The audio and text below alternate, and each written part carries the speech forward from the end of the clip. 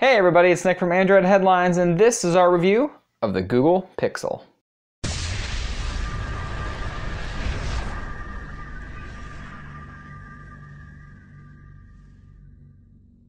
So what's in a name? For the past 6 years, Google has utilized the Nexus name for their own phones, a name which in and of itself means the central and most important point or place. This year, however, Google is changing up its formula, and instead of making a sort of reference device that's meant to help guide OEMs along the right path, this time it's actually trying to show them how it's done. Enter the Google Pixel, a phone that takes its namesake from Google's high-end Chromebook and tablet projects of yesteryear, and brings a new yet familiar design to the table. Sporting a metal unibody design with a particularly interesting glass panel on the top half of the back, the Pixel is a unique looking phone in many ways. There's no denying the similarities to the iPhone though, and it's likely that many folks will be disappointed in Google's seeming lack of creativity with this device, although that's not necessarily a bad thing all around. Likely pulling a lot closer to the HTC 10 in terms of overall design, and one of the more subtle parts of the build is the tapered back meant to hide the camera bump that would otherwise protrude from the back. A single-facing bottom speaker sits on the bottom to the left of the USB Type-C port, and it's this speaker design that's easily the most disappointing part of the entire design as is. The past 2 generations of Nexus phones have spoiled us with front-facing stereo speakers, and although Google has placed an equally high-quality speaker on the Pixel,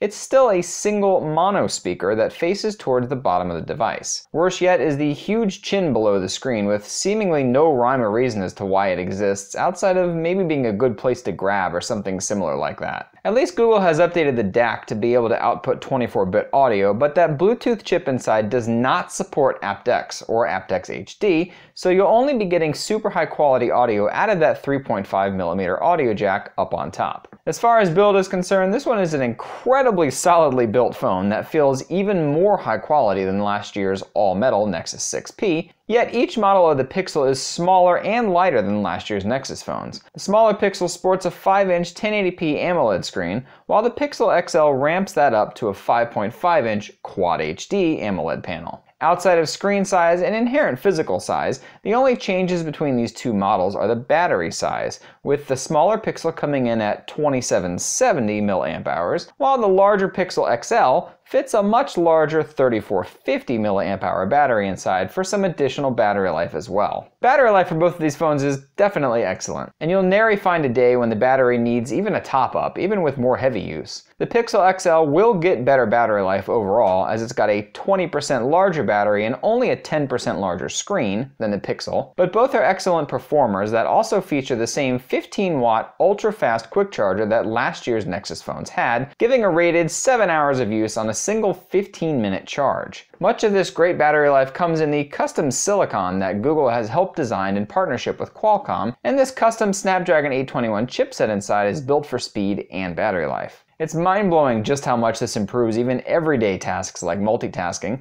and you can expect every single thing on the phone to happen instantly, no matter how fast you move or how much junk you've got open at once. Moving between apps is completely instant, and that new hardware also includes specific hooks for Google Assistant, Google's new AI-powered version of Google Now that's meant to help you with everyday tasks and provide a more natural way to interact with all of Google's massive intelligence. Everything you do on Google Assistant is near instant and takes no time to go back to Google servers just to look something up, and this is probably the biggest difference between Assistant and Google Now. Google has baked in plenty of great little touches too, from asking what your day looks like to playing games with you. Google Assistant will instantly become your virtual friend that becomes indispensable over a very short period of time. This is absolutely the future of Google, and it's this AI algorithm that powers things like Google Home, Allo, and likely all of Google's future products for very good reason. That's not all Google added to the Pixel though, as Pixel users have access to a brand new exclusive 24/7 support feature. Have a question about something on your phone? Don't know where to find a setting? Need to start a warranty request for some reason? Support is accessible via a dedicated tab in the settings menu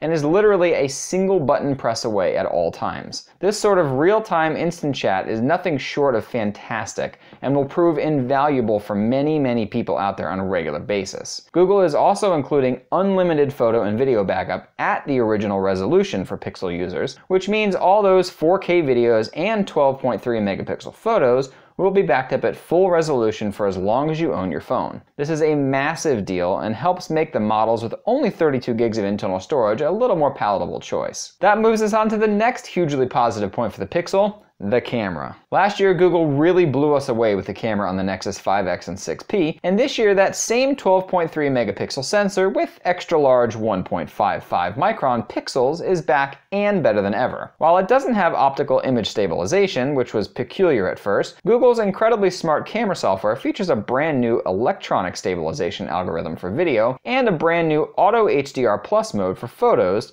to not just mimic the benefits of OIS, but oftentimes exceed the quality that OIS traditionally provides. Let's start with photos, where you'll find the quality is pretty much exactly the same as last year's Nexus devices, and if you've ever seen our photo comparison videos here on the site, you'll know that's a very, very good thing. The one major benefit the Pixel has over those phones, however, is speed. Very much unlike previous generations of HDR+, the Auto HDR+ mode on the Pixel is absolutely instant. There's no processing ring and no crazy lag after taking 2 or 3 shots, just a lightning fast focus and shutter, and a brief moment of processing behind the scenes. In fact, you'd never know it was even doing anything in the background unless you quickly moved over to the gallery to see your picture right away, and even this processing is much less than we saw in previous Nexus generations. Electronic stabilization in video works incredibly well, and most of the time I've found that it's clearly superior to standard OIS hardware stabilization in all but the lowest light. Just as we saw with the V20's pre-release unit, the EIS here seems to jitter a little too much in low light for my liking, but as this is an algorithm and not hardware, this should be a relatively simple fix for Google to get out. As it stands though, when EIS is working perfectly, it looks almost as if the phone isn't moving at all, and this coupled with the stunning quality of the 4K video present